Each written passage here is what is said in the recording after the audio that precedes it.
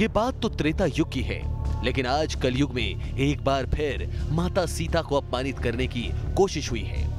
और ये दुस्साहस हुआ है ममता बनर्जी के बंगाल में सत्ताधारी टीएमसी के सांसद कल्याण बनर्जी के द्वारा। बोलो भाग्यिस रावण আমাকে হরণ করে নিয়ে গিয়েছিল, আর যদি তোমার ছেলেগুলো যারা এই জয় বলে যদি তোমার ছেলেগুলো যদি আমাকে হরণ করে নিয়ে যেত তাহলে আমার উত্তরপ্রদেশে হাতরাসের ধর্ষিতা মেয়েটার মতো অবস্থা হতো।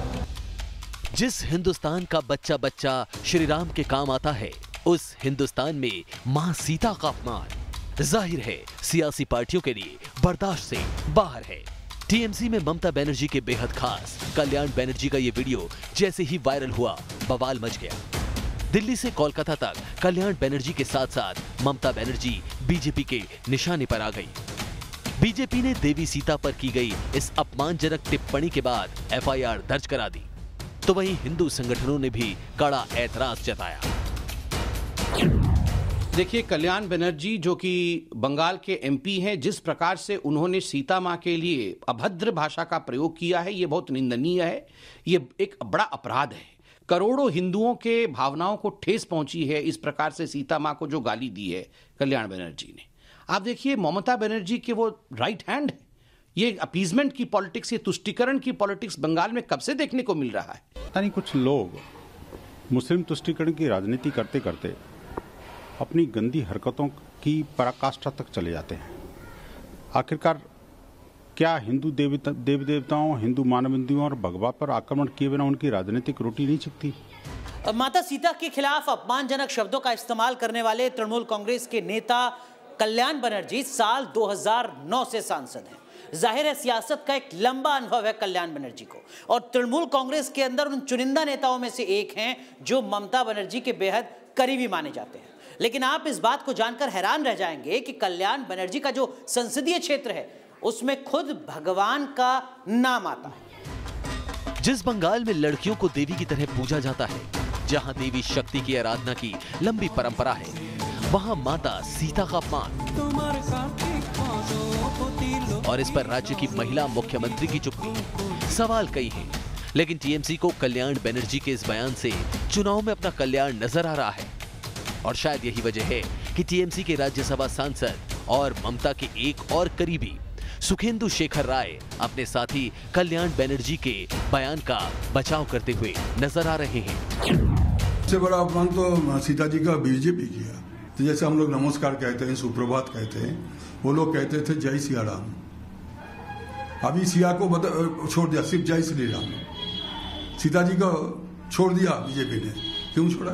कल्याण बंदोपाध्याय ने जिस तरीका से राम के ऊपर जो जैसा बोला है, जो स्टेटमेंट दिया है, बहुत ही गलत स्टेटमेंट है। क्योंकि पश्चिम बंगाल में तृणमूल सरकार का तुष्टीकरण का राजनीति उसको पसंद है, वोट बैंक का पॉलिटिक्स उसको पसंद है। इसलिए हमारा जो संस्कृति है, जो रामायण महाभारत हम लोग छोटी उम्र से इसको स्कूल में, हम लोग घर में ये पढ़ी हुई है, इसका ऊपर अपमान कर रहा है। मां सीता के अपमान पर ममता बनर्जी की चुप्पी और टीएमसी की ओर से सांसद कल्याण बनर्जी के बचाव के कारण इसके पीछे टीएमसी की जो रणनीति है उसे समझने के लिए आपको फ्लैशबैक में जाना होगा। जी हां, साल 2019 और वो भी मई का महीना, जब पूरे देश में लोकसभा के चुनाव चल रहे थे और पूरा देश पॉलिटिकली चार्ज था।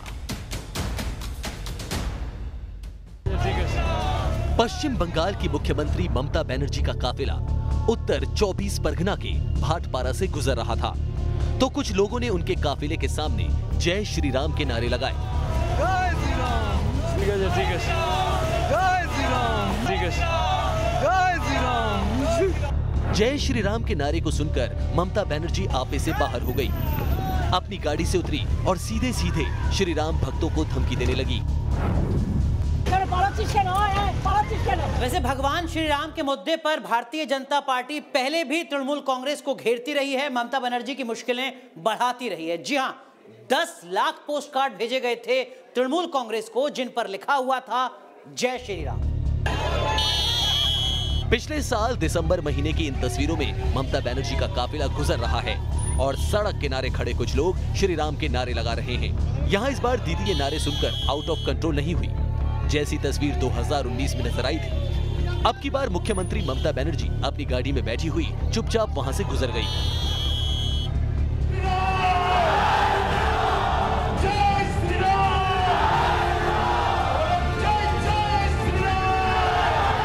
जाहिर है जय श्री राम का नारा बंगाल चुनाव में बड़ा फैक्टर बन चुका है और ये फैक्टर समय के साथ इतना बड़ा मुद्दा क्यों बन गया, ये भी आपको बताएंगे। लेकिन अब आपको दिखाते हैं श्री राम फैक्टर पर क्या कहती है यहाँ की जनता। क्या श्री राम फैक्टर से इस बार बंगाल में कमल खिल सकता है? इस मुद्दे पर हमने सबसे पहले बात की आसनसोल की जनता से। वो आसनसोल जो कभी वामपंथियों का गढ़ था, लेकिन यहां से पिछले 2 लोकसभा चुनाव से बीजेपी के बाबुल सुप्रियो जीत रहे हैं। मोदी सरकार में मंत्री भी हैं। आसनसोल में जहां इस वक्त हम मौजूद हैं, यहां पर बड़ी संख्या में हिंदी भाषी लोग रहते हैं जो झारखंड और बिहार से आए हुए हैं। इसके साथ ही यहां पर बांग्ला भाषी लोग भी हैं बड़ी संख्या में। अनुपात इन दोनों का लगभग एक जैसा ही है। और साथ ही उर्दू भाषी यानी कि मुस्लिम लोग भी इस इलाके में बड़ी संख्या में रहते हैं। कि अभी ये कहा जा रहा है कि पश्चिम बंगाल में जय श्री राम बोलना तो गुनाह जैसा हो गया। ना ऐसा कुछ नहीं है, जब हवा है। इस बार मोदी जरूर आएगा, ममता जरूर जाएगा। अभी जीतेगा बीजेपी। भारतीय जनता पार्टी अभी सरकार बनेगा, बहुमत से बनेगा एकदम। आसनसोल की जनता को लगता है कि विधानसभा चुनाव में श्री राम फैक्टर बड़ा असर डाल सकता है। तो वहीं इस मुद्दे पर वर्तमान की जनता क्या सोचती है, ये भी देखिए। हाँ भैया, एक चीज बताइए चलिए कि ये जो जय श्री राम के नारे दिखाई दे रहे हैं अभी पश्चिम बंगाल में, चुनाव में इस नारे का कितना असर होगा? देखिए, नारे का तो कोई असर नहीं होगा। जय श्री राम एक भगवान का नाम है और असली भारतीय जो हिंदू लोग हैं उनका ही गर्व है कि रामचंद्र हमारा युवा नेता है। ठीक है। कौन डर रहा है पश्चिम बंगाल में राम के नाम से? टीएमसी। हाँ, टीएमसी डर रही है। टीएमसी डर रही है। क्या कह रहे हैं आप, बताइए तो। कह रहे हैं कि इस बार बस बंगाल में कमल खिल रहा है और कुछ नहीं। टीएमसी सरकार का माने क्या है? टीएमसी टी माने टाका, एमसी माने मारा, सी माने कमेटी। जो राज्य का मुख्यमंत्री है ना, वो देखते हैं राम के नाम से पेतनी कापता है, जैसे वो भी कापता है, तो उसके बातों से हमारा कुछ नहीं होगा। भगवान का नाम लेने से कौन डरता? भूत लोग, शैतान लोग। तो भगवान राम का नाम लेने से शैतान लोग डरता, आक्रोशित होता, वो लोग हमला करता। बंगाल की सियासत पर पैनी नजर रखने वाले कहते हैं जय श्री राम के नारे से ममता बनर्जी की चिढ़ की बड़ी वजह यहाँ का बड़ा मुस्लिम वोट बैंक है। बंगाल में 30% से ज्यादा मुस्लिम आबादी है। इसमें 3 जिले ऐसे हैं जहां मुसलमान बहुसंख्यक हैं। मुर्शिदाबाद में 66%, मालदा में 51%, उत्तर दिनाजपुर में 50% आबादी मुसलमानों की है। तो वहीं कई जिले ऐसे हैं जहां जीत हार मुस्लिम वोटर ही तय करते हैं। दक्षिण दिनाजपुर में मुस्लिम आबादी 25% है, जबकि दक्षिण 24 परगना में 36% और बीरभूम में 30% मुसलमान रहते हैं। सीटों के लिहाज से देखें तो ऐसी विधानसभा सीटों की कमी नहीं है जहां मुसलमान ही किंग मेकर्स हैं। मुर्शिदाबाद के भगवान गोला सीट पर 86%, जबकि जांगली सीट पर 80% और इसी जिले की कांदी सीट पर 59% मुस्लिम आबादी है। मालदा जिले की रतुला सीट पर 77%, हरीशचंद्र सीट पर 73%, जबकि चंचल सीट पर 70% मुसलमान हैं। अब तक ये वोट बैंक एक मुश्त टीएमसी को वोट डालता आया है और जय श्री राम के नारे से ममता की चिढ़ की बड़ी वजह भी यही है। देखिए, ऐसा है कि अभी तो जो चुनाव का माहौल है, तो इसमें हर पार्टी अपने अपने हिसाब से कुछ न कुछ एक नए मुद्दे लेके आ रही है। जहाँ तक लव जिहाद का सवाल है, तो बंगाल में हमें नहीं लगता है कि इसका बहुत ज़्यादा कुछ असर होगा। बंगाल का कल्चर जो है वो किसी पार्टी से पूछने की ज़रूरत नहीं है। यहाँ पे हर धर्म के लोग, हर वर्ग के लोग, हर भाषा के लोग एक ही कल्चर को मान के चलते हैं। वो दिवाली भी मनाते हैं, ईद भी मनाते हैं। अब ये जय श्री राम का नारा का जो है दुरुपयोग हम कहेंगे इसको, कि भाई राम जो है वो इसके लिए नहीं है कि आप उनको लेके राजनीति करें। बंगाल के श्री राम फैक्टर पर न्यूज नेशन ने कोलकाता के वोटरों का भी मन टटोला। सीधा सवाल किया, विधानसभा चुनाव में श्री राम फैक्टर का कितना असर रहेगा। और मुझे पूरा भरोसा है कि पश्चिम बंगाल में बीजेपी सरकार बनाएगी। एक शब्द बताइए, राम नाम फैक्टर होगा इस बार बंगाल के इलेक्शन चुनाव में? राम नाम तो जरूर फैक्टर होगा। हमारे यहाँ के लोग भी वहाँ पे मतलब नरेंद्र मोदी को बहुत पसंद करता है, बहुत आगे जाएगा। और हमारे तो राम नाम की मतलब है हमारे अवतार राम है। श्री राम हम लोगों का भगवान है, सबसे बड़ा बात यही है।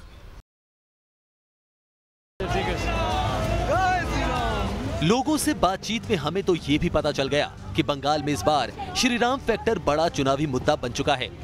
जिस देश के कण कण में श्री राम बसते हों, जिसमें करोड़ों करोड़ों हिंदुओं की आस्था का वास हो, उस जय श्री राम के नारे से अगर कोई भी चिढ़ता है, उसे राम भक्त तो नहीं कहा जा सकता। बीजेपी राम भक्तों की नब्ज को समझती है और यही वजह है कि जब अयोध्या में श्री राम के विशाल और भव्य मंदिर का शिला पूजन पिछले साल अगस्त महीने में हुआ तो पश्चिम बंगाल के 5 मंदिरों की मिट्टी भेजी गई थी। कूच बिहार के कालीघाट, दक्षिणेश्वर, गंगा सागर और मदन मोहन मंदिर की मिट्टी शामिल है। इसके अलावा राम मंदिर आंदोलन में जान गंवाने वाले कोठारी बंधुओं के परिवार वालों को भूमि पूजन में शामिल होने का निमंत्रण मिला था। साथ ही अंतर्राष्ट्रीय राम मंदिर ट्रस्ट ने हावड़ा में राम मंदिर बनाने का ऐलान किया। लेकिन आपको पता है ममता बनर्जी ने क्या किया? 5 अगस्त 2020 को श्री राम मंदिर के भूमि पूजन के दिन ममता सरकार ने पूरे बंगाल में लॉकडाउन लगाने का फैसला किया, जिसका उस वक्त बीजेपी ने विरोध करते हुए इसे सांप्रदायिक फैसला बताया था। बंगाल की राजनीति पर पकड़ रखने वाले विश्लेषक कहते हैं कि ममता बनर्जी की तुष्टीकरण वाली सियासत ने ही श्री राम फैक्टर को इतना बड़ा बना दिया है। मायने साफ हैं, अब की बार बंगाल के वोटर जब अपनी सरकार चुनने पोलिंग बूथ पर जाएंगे तो उनके जहन में कहीं न कहीं श्री राम फैक्टर भी रहेगा। Team news nation.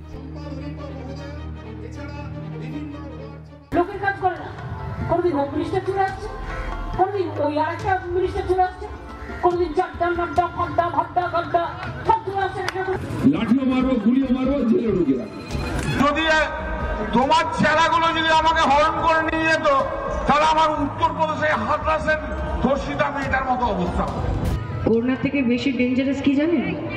বিজেপি। আপনারা সবই জানেন, हमें आलादा করে বোঝাতে হবে না। दूध चाहो तो खीर देंगे, अगर बंगाल मांगो तो चीर देंगे। ये इस बात की महज एक बानगी कि पश्चिम बंगाल में नेताओं के बोल किस कदर बिगड़ते जा रहे हैं। जैसे जैसे बंगाल में चुनाव का समय पास आ रहा है, वैसे वैसे नेताओं की जुबान से लगातार विवादित बयान निकल रहे हैं। तीखी बयानबाजी करने में कोई पीछे नहीं है। ममता बनर्जी से लेकर कल्याण बनर्जी तक और मदन मित्रा से लेकर नुसरत जहां तक अटपटी टिप्पणी करने में कोई किसी से पीछे नहीं। जवाब में बीजेपी भी लाठी और गोली मारने की धमकी दे रही है। एक बार फिर सुनिए इन नेताओं के तीखे बोल। কোনদিন হোম মিনিস্টার চলে আসছে, কোনদিন ওই আরেকটা মিনিস্টার চলে আসছে, কোনদিন চারটা নাড্ডা ফাড্ডা ভাড্ডা গাড্ডা সব চলে আসছে। লাঠিও মারবো, গুলিও মারবো, জেলে ঢুকে যদি তোমার ছেলেগুলো যদি আমাকে হরণ করে নিয়ে যেত তাহলে আমার উত্তরপ্রদেশে হাতরাসের ধর্ষিতা মেয়েটার মতো অবস্থা। করোনা থেকে বেশি ডেঞ্জারাস কি জানেন? বিজেপি। আপনারা সবই জানেন, हमें आलादा করে বোঝাতে হবে না। दूध चाहो तो खीर देंगे, अगर बंगाल मांगो तो चीर देंगे। इसी सिलसिले में टीएमसी सांसद कल्याण बनर्जी का एक और विवादित बयान सामने आया है। मां सीता पर विवादित टिप्पणी कर पहले ही सियासी बवंडर खड़ा कर चुके कल्याण बनर्जी का कहना है कि बीजेपी और आरएसएस मंदिर और आश्रमों में बलात्कार करने वाले पुजारियों को शरण देती है। আশ্রম আর মন্দিরের সব প্রিস্ট যারা রয়েছে তারা যে এতগুলো করে রেপ করেছে, কবে আপনারা সমালোচনা করেছেন তার জন্য? কবে বিজেপি তাদের বিরুদ্ধে স্টেপ নিয়েছে? এরা সব বিজেপি এবং আরএসএস এর আশ্রয় থাকে। বিজেপি এবং আরএসএস এর আশ্রয় থাকলে রেপ করাটা কোনো স্বাধীনতা নাকি? कल्याण बनर्जी सिर्फ इतना ही बोलकर नहीं रुके। उन्होंने बीजेपी पर निशाना साधते हुए कहा कि रेप करने के आरोपी पुजारियों के खिलाफ बीजेपी कभी आंदोलन नहीं चलाती है, क्योंकि वो सारे लोग बीजेपी के कार्यकर्ता होते हैं। पहले तो तुम लोग का पीस ने क्या है, उसका वैगस में तुम लोग क्या किया, पहले वो तो बोलो, पहले वो तो बोलो। 10-12 केस में तुम लोग का पीस आज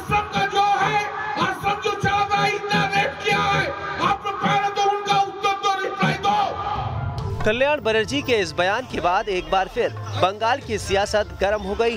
बीजेपी ने उनके इस बयान पर तीखी प्रतिक्रिया देते हुए कहा है कि महिला मुख्यमंत्री होने के बावजूद बलात्कार के मामले में पश्चिम बंगाल पहले नंबर पर है, इसलिए पहले टीएमसी को इस बात का जवाब देना चाहिए। कल्याण बनर्जी को मैं बोल रहा हूँ, जो ममता जी को इसको पूछना चाहिए, जो दीदी पश्चिम बंगाल आप महिला एक चीफ मिनिस्टर रहते हुए क्यों बलात्कार में, क्यों महिला छेड़छाड़ी में बंगाल देश का एक नंबर राज्य है। वो पहले दीदी से पूछ के ये उत्तर जनता को सुनाए, उसके बाद बाकी बात बोले। कुछ महीने बाद ही राज्य में चुनाव होने वाले हैं और अभी तक के हालात के आधार पर बीजेपी और टीएमसी के बीच कड़ा मुकाबला होने की संभावना जताई जा रही है। इससे साफ है कि चुनावी साल में बीजेपी और टीएमसी के बीच जुबानी अदावत का ये सिलसिला अभी आगे भी जारी रह सकता है। Team news nation.